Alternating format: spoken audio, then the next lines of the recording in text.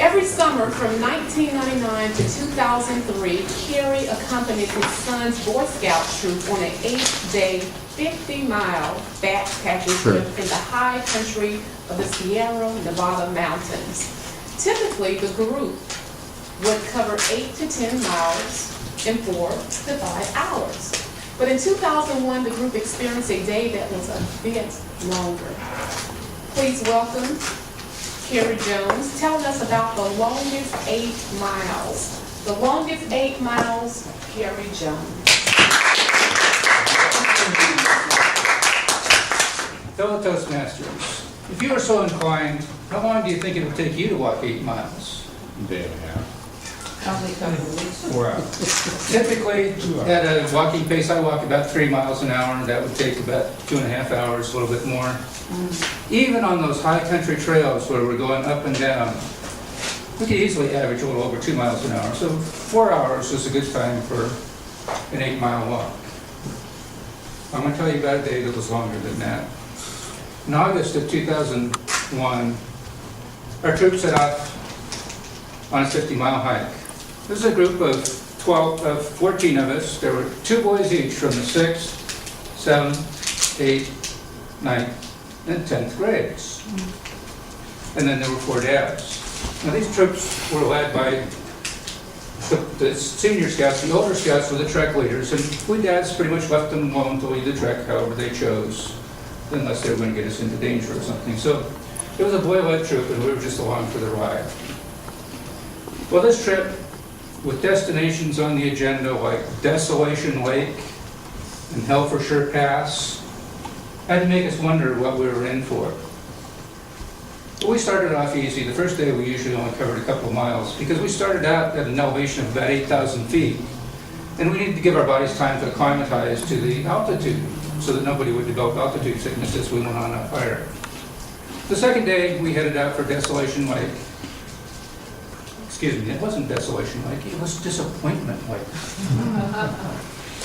And we hiked, and we went up a little over 3,000 feet that day, in about 8 miles. And we got up to Disappointment Lake, which was anything but a disappointment. It was one of the most beautiful places I've ever been in my life. Settled in the granite valley just above the ridgeline, a beautiful lake, beautiful setting. We spent the night there. And the next morning, we had to go over Hell-for-Sure Pass. It was tough. We started climbing up, up, up. That pass was at about 11,300 feet when we reached the top of it.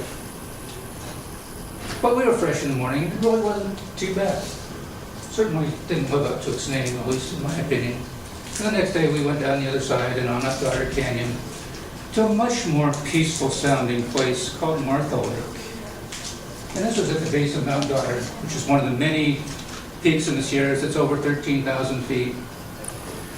And the next day we were going to do 8 miles cross country rather than on a trail.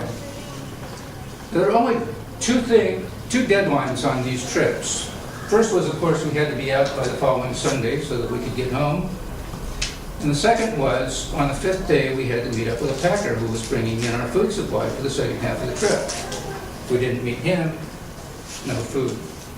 But since we only had 8 miles to go, we decided we'd stay an extra day at Martha Lake so that some of the guys could climb Mount Goddard because they wanted to go up to this 13,000 foot peak, so we stayed overnight. And the next morning, we get up about 8:30 for our 8-mile trip to meet the packer. Well, this was a day. The first thing we had to do was go over Rhinestein Pass, and the best way to describe this pass is to think of large cubes of granite, ranging in size from 2 feet on a side to maybe 10 feet on a side, that somebody had just randomly piled between 2 mountains. And this foot was about an 800-foot high pile of these rocks, so we had to climb up and go over. Well, some of the little guys, some of these steps were bigger than that. The older scouts, they went up there like mountain goats, and they were at the top in nothing flat, leaving the rest of us trying to pick our way up this pass. It was, like I said, about a quarter of a mile and 400 or 500 feet high. And a better part of an hour later, we were at the top. those of us who were stragglers anyway. And the boys, of course, the lead track leaders were down the other side, at the base of the other side of the pass already, leaving the rest of us standing up there wondering, how the heck did they get down there? We could not, for the life of us, see a way to get down where these boys were. So after much yelling, they finally heard us, and we got the trek leaders to come back up and guide us back down the bottom of this incline. And at this point, we're sitting on a hillside. It's kind of a flat area.